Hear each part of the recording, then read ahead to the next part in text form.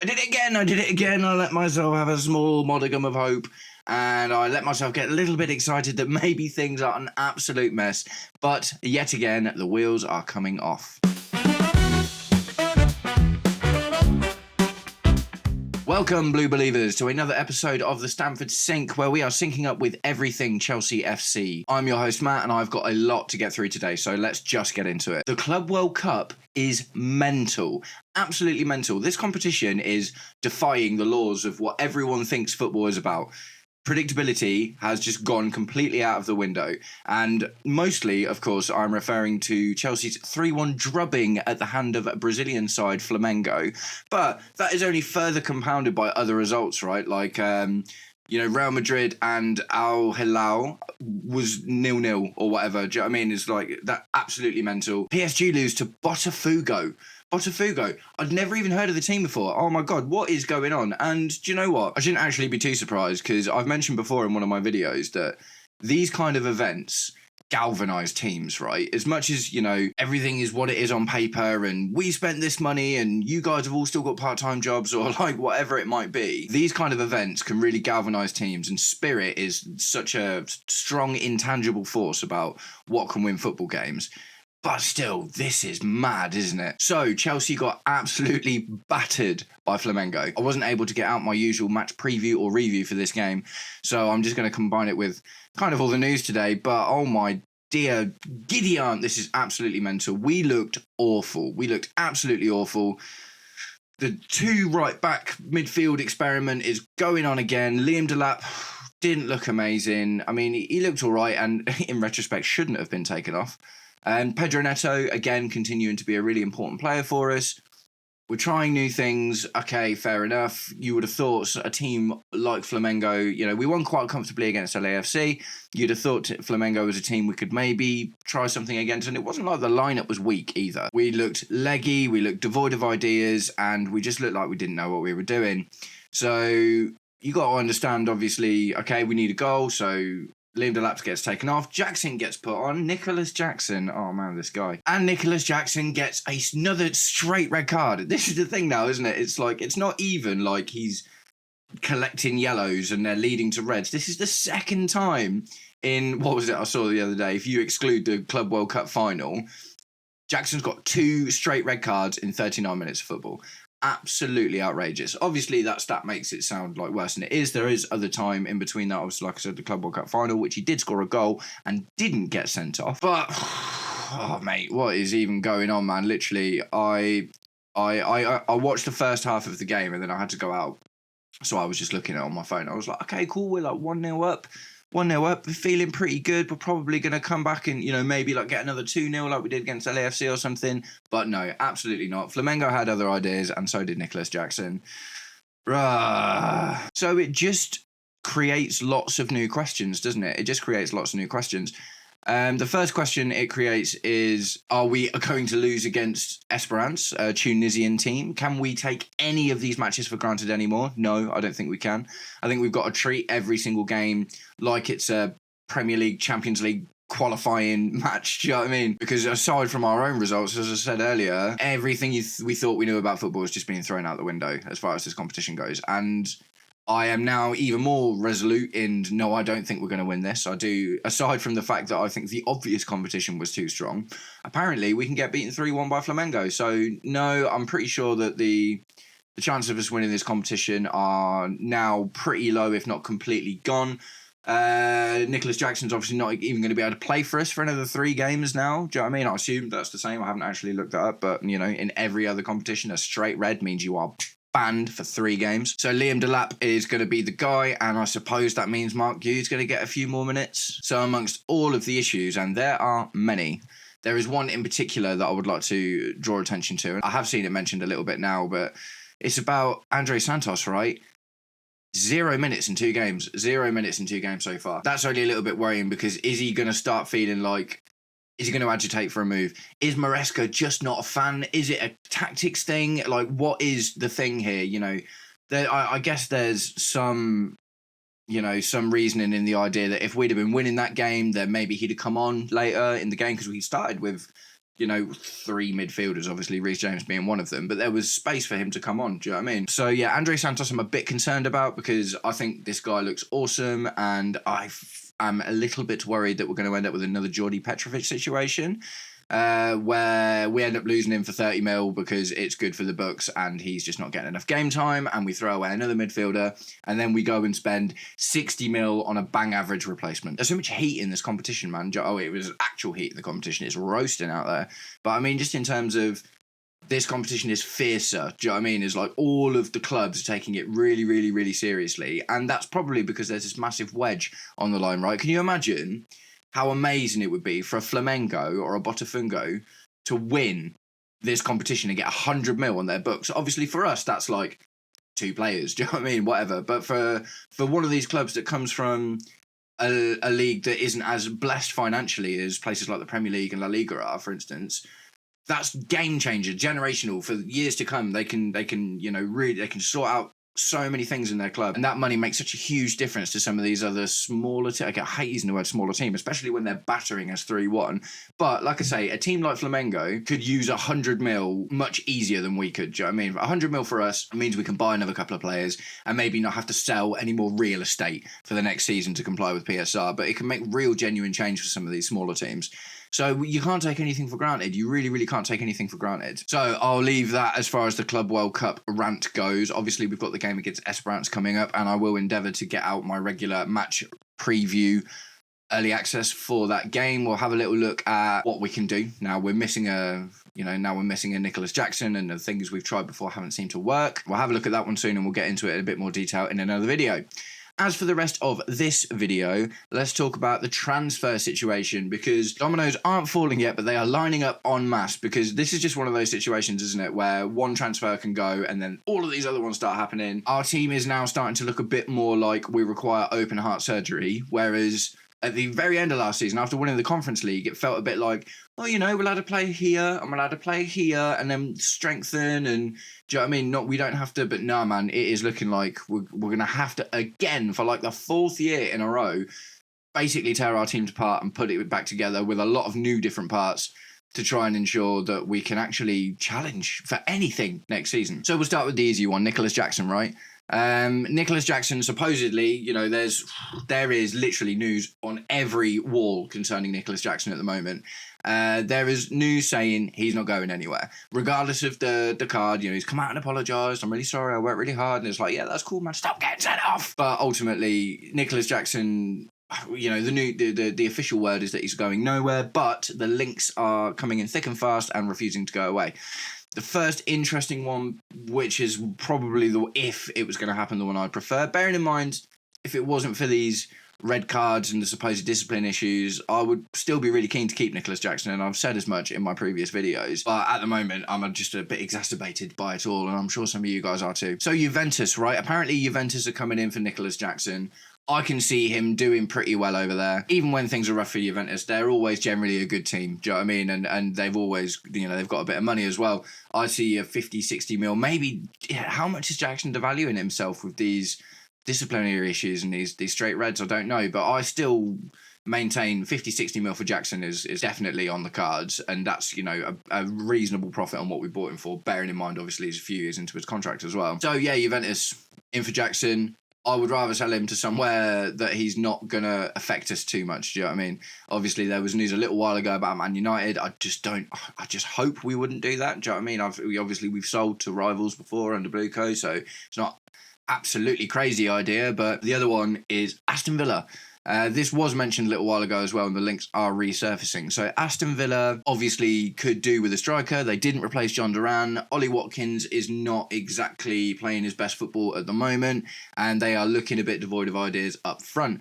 They're probably going to have a little bit of open heart surgery themselves, because obviously they're losing Marcus Rashford. I don't think they're going to make that permanent because he just costs too much. And obviously they spent so much money on wages getting all those players in January that they can't afford to keep all of these same players on board. Do you know what I mean? Jackson is like I think 120 grand a week, isn't it? And that's probably more in the ballpark of what they can afford, like sustainably. Obviously, Villa can go out and splash a bit of cash and stuff, but in order to be sustainable, those wages have got to be kept down, haven't they? So yeah, Jackson to Aston Villa, I could see it working. I could definitely see Unai Emery getting a tune out of him quite comfortably, because he is a good player. Do you know what I mean? He is a good player, and maybe Maresca's just not the guy to get out of him. Pochettino did a pretty good job with Jackson. 14 league goals with no penalties was ultimately a great return, and it should have been like 20 if he hadn't missed all those chances. Obviously, Maresca playing him a little bit differently, and he hasn't been getting as many chances, and he's not been missing as many, but he's also not been getting as many. And I think it was 9 league goals last season, wasn't it? So maybe that he's not the guy. And obviously, Liam Delap coming in, he does look strong so far, although albeit without a goal just yet. So the interesting thing about the Villa link is and I haven't mentioned this yet, actually. This is something I've been sort of staying away from a while because I'm not sure where it's going to land. But Morgan Rodgers. So we're interested in Morgan Rodgers. There's been lots of news talking about how Chelsea are being interested in Morgan Rodgers for quite a while now, and there's a few reasons that this is interesting. One being just quite a wholesome thing is that he's like Cole Palmer's best mate, right? They are like Bezzy bros, and they FaceTime each other every day. Obviously, the cold celebration is Morgan Rodgers' celebration. It's not actually Cole Palmer's celebration. It's Morgan Rodgers' celebration. They're wicked mates. Cole Palmer did it. Madueke called him Cold Palmer, and then that's obviously where it's kind of kicked off and gone. So, they're obviously really good friends. Would that be good for Cole Palmer to have a really good friend in the team? I don't know. I don't really know if there's a precedent for footballers playing better when you get their best mates. I remember there was something similar a while ago before Declan Rice went to Arsenal, right? Because Mason Mount and Declan Rice are like best mates as well. And there was this whole thing like, get Declan Rice at Chelsea because it will make Mason Mount better and whatever. But it sounds nice, doesn't it? But I don't actually know if there's a precedent. As far as Morgan Rodgers actually goes, I've been tentative about it for a while, and I guess the reason for that is he's another one of these players that it looks amazing, but where do you put him? Where do you put him? You don't look at Morgan Rodgers and say, you are a centre attacking midfielder. No, you are a winger. No, you are like an attacking number 8. Do you know what I mean? His versatility is awesome, and he can obviously play in loads of different positions really, really well. And I guess that's the way modern football's going. If you look at the whole inverting right-back situation and Cucurella being a number 10 sometimes and stuff like that. But the problem is, in a lineup, you don't, it feels like Morgan Rodgers gets put out on the left at Aston Villa because it works rather than because it's what they want to do. I think when you're building a team, it's weird to do that, isn't it? It's like, we're not buying Morgan Rodgers. Like, we're not talking about Morgan Rodgers in the same vein we are Jamie Gittens. We know Jamie Gittens is a left winger. I'll get to a bit more on him in a minute as well. Jamie Gittens is a left winger. Jamie Gittens likes to run up the byline and cut inside and score with his right foot, and do you know what I mean? He does all of those left-wingery things, whereas Morgan Rodgers is ostensibly an attacking midfielder who can do a very good job out there. So what that really leaves you is Morgan Rodgers in our team. He's not going to be an 8 in our team, really, is he? We've got Enzo Fernandez, we've got Lavia, and we've got Andre Santos to fill those spots. Obviously, he's not coming in to play the Caicedo role. So that says, okay, we would be bringing him in to be a number 10. Now, this is the reason that I was not really buying into this, because obviously Cole Palmer, we've got Cole Palmer there. Cole Palmer's Cole Palmer. We are losing the likes of João Felix and Nkunku because they are literally unable to get any game time, because even without doing anything for like the last 6 months, not nothing, but obviously with his numbers dropping off like a lot, Cole Palmer is still starting every single game without fail, pretty much. Do you know what I mean? I can literally think of like 2 times in the last 20 games or whatever that Cole Palmer hasn't started a game you would imagine that he would start, regardless of his form dropping off a cliff. So that was kind of my thing. I was like, is Morgan Rodgers just going to come in and get shifted out left occasionally when he doesn't really want to be? And if he's coming in to be a number 10, what does that say about Cole Palmer? Truth of the fact is, the sample size for Cole Palmer not performing well has been going on for a long time now. This isn't just a flash in the pan. This is getting to a worrying point where it's, do we ever see that Cole Palmer ever again that we had for the, those amazing 18 months, do you know what I mean, at the start of the, through pretty much all of the Poch season and the first half of this season where he scored 14 goals in 20 games. Do we ever see that Cole Palmer again? And I mentioned recently in one of my talks about Liam Delap and Jackson one of the reasons I'd be really keen to keep Jackson is because now we've got Liam Delap, he's actually got some competition for the first time, and maybe that is what you need to push him over the line. And I guess that's kind of where I'm following Morgan Rodgers now as well. For instance, if we didn't have Cole Palmer and all we had was João Felix and Christopher Nkunku, I'd be like, get Morgan Rodgers in, put him in that number 10. Like I'm really game for it. But when you spend a big money on a player, it's, you know, and we've already got Cole Palmer there, and I want Cole Palmer to come back. Do you know what I mean? In my ideal world, Cole Palmer comes back. I don't think Cole Palmer just gets shunted out to the right either. He hasn't played there very well in his last few games, although he started off well there for Pochettino a few times. He started there in the Flamengo game and just looked, again, kind of completely devoid of ideas. And also, Pedro Neto is playing really well there at the moment. Pedro Neto is on an uptick of form, and it is kind of even ridiculous to think about not giving him that spot at the moment.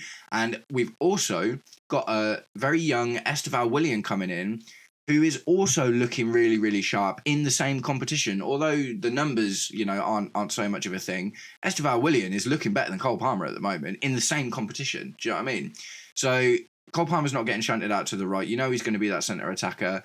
And maybe Morgan Rodgers, we need a good centre attacker, don't we? So as much as I'm all willing to give people time and chances to get over the things, if Cole Palmer doesn't come back soon, and I think we've just kind of backed ourselves into a situation where we haven't got a lot of choice anymore. You know, obviously the likes of Nkunku and João Felix weren't good enough. Cole Palmer isn't good enough right now. And not to say he can't get back there, because I do maintain it's a mental thing. Do you know what I mean? I don't think he's just a bad player. I think he's just really struggling to get over this kind of hump that he's in. But we can't really wait around anymore. If we've got 4 very winnable games at the start of next season, right? 4 very winnable games, all in London. You know, the stars are aligned for us to have 12 points after our first 4 games of the Premier League. And if the same Cole Palmer we're seeing now turns up for those 4 games, we'll get battered by Glasner's Crystal Palace, and our defence can be really good and stuff, but, you know, we're playing a couple of teams that will just be able to take their chances. And if we're not attacking very well because Cole Palmer's missing, then maybe a Morgan Rodgers is exactly what we need just to get us starting well off the season. Do you know what I mean? So it's a weird one, isn't it? It's a weird one. I'll leave it there. It's you know, there's so much to this one, and ultimately it becomes about how much more time are we willing to give Cole Palmer before we bring someone else in that looks like maybe they can do the job. Morgan Rodgers has still been playing well, not to the level that Cole Palmer was when he was amazing for us, but is competition the next thing? We've given him time, we've given him space, we've given him opportunities to find his form and get good again, but it's not really happening. So is the next thing competition? And is that competition Morgan Rodgers? But we move into other bits of transfer news. The goalkeeper situation. The goalkeeper situation is nowhere close to being resolved, basically, and I'm starting to panic that we are just going to end up with Robert Sanchez for another year. So supposedly, in this morning's rumbles, right, the Maignan deal is off now. It's just off. It's not going to happen. It wasn't just a pre-Club World Cup thing. It is just dead in the water and apparently not going to happen. Where does that leave us, really? There's been no talk. Gregor Kobel was another option, wasn't he? There's been no talks about him for a while. Tino Kadira has gone now. Do you know what I mean? He was one option that we were kind of excited about. I can't remember where he's gone. It might be like Brentford or something. But he's out. Do you know what I mean? He's out and he's gone to another team. So there aren't exactly loads of excellent goalkeeping options floating around. Maignan seems to be off. Petrovic isn't at the Club World Cup, supposedly because he asked not to be. And yeah, the Maignan deal is off. So at the moment, it just looks like Robert Sanchez is going to be the guy. And if things weren't bad enough, the left-wing situation seems in jeopardy too, because supposedly Bayern Munich are now interested in Jamie Gittens. Oh, we just can't catch a break. We just can't catch a break. So we have 0 left-wingers now. Tyreek George. Tyreek George is our left-wing option at the moment. Noni Madueke, I shipped it for a little while because he looked wicked in an England shirt and it looked okay in some games at the back end of last season, but it's paper in a crack, isn't it? It's not. Noni Madueke isn't the option, isn't. He's not the solution for our left-wing issue. There's Malik Fofana, has been talked about a little bit, obviously, from France, and Jamie Gittens, but yeah, Malik Fofana, relative unknown. Again, do you bring him in and throw him straight into the team? Jamie Gittens is young, but he's got a few years under his belt at top-level football. And also, supposedly, Jamie Gittens has agreed personal terms, right? He's agreed a 7-year deal with Chelsea. Now, I guess this is the one slight positive to this situation, because I don't know if you remember, when Moises Caicedo came in, there was a whole thing because Liverpool came in and matched our bid, right? Liverpool were like, we'll have him for the exact same amount of money. And the issue was, for some reason, our negotiation was taking a really long time. But Liverpool came in and were like, no, here's the money, we'll have him now. And Caicedo declined Liverpool because he had an agreement already in place with us. Maybe there's something in that. Maybe the same sort of thing happens. Maybe even if Bayern come in for him, he's like, no, I want to go to Chelsea because I've already got this agreement in place and it's a good deal for him. I don't know. Basically, Nico Williams is edging closer to Barca if they can afford to pull that deal off, and he was never particularly interested in coming to us anyway. And there just doesn't seem to be lots and lots of really top level left wingers knocking around at the moment, does there? And obviously that does bring us squarely into the news that the rest of our left wing situation is completely dead because Mykhailo Mudryk has been banned for football. I think it's 4 years. It's weird, isn't it? Because you never thought that'd be the reason that it looked like a bad buy with Mudryk. It looked pretty odds on that he just wasn't very good. And that was it. But actually, he's gone and flipped the script on that one because not only was he not that good, he also, he bulked up really quickly, didn't he? He did bulk up really quickly. I don't know if it had anything to do with that. I'm not exactly sure which kind of a performance enhancer he was taking. What an absolute mess. This is basically the crux of this whole video, right? Is everything is a mess. We're getting battered 3-1 by Brazilian teams. We don't have any left wingers. Jackson's getting sent off. We've got no solid goalkeepers. How do we get from finishing 4th and winning the Conference League final to here in like a month? It's the wheels are coming off, man. The wheels are absolutely coming off. I am a bit delirious about this whole thing. It's just absolutely melting my brain. I can only hope that I can get some solace in the Esperance game, right? We have to win that game. Even if we're not looking at going deep into the competition, if we lose against Esperance now, we are just going to look like a joke, aren't we? It's going to be tragic. We lost to Flamengo worse than Esperance did. Right, let that sink in for a second. Flamengo beat Esperance 2-0. Flamengo beat us 3-1. That is worse. I know we got a goal in it as well or whatever, so the goal difference is the same, but they put more goals past us than they did past Esperance. So by, some sort of weird average math thing here, we could literally lose 1-0 to Esperance. Oh, man, how tragic. What is going on with this club? Somebody help me. Somebody, please, give me some love in the comments, because if you do enjoy the content, please do me the distinct honour of hitting the algorithmical buttons so I can come and have mental breakdowns on camera for you more often about what a basket case our team is, right? Like, share, subscribe to the Stamford Sync. Thanks very much, guys. Race for 1,000 subs, right? Let's get monetized. So yeah, I'm going to wrap up this video here. This was kind of a bit of a mental one. I've been away for a few days. I'm back in the regular office now. I do have a shiny new camera. So I'm just going to be keeping one ear to the ground and keeping my straitjacket at the ready just in case, because I am really struggling to deal with all of this madness that we are going through at the moment. Please tell me what you think in the comments, guys. I would really love to have some conversations with you, and maybe you can make me feel a little bit better about everything that's going on. Maybe not. Maybe we're all in the same boat, and if we are in the same boat, let's talk about it, right? Let's be there for each other. So this has been the Stamford Sync. This has been a crazy update, and I'm sure that they're going to continue. Have a wicked day, guys. I hope you're all doing really good, and I will catch up with you soon. Peace.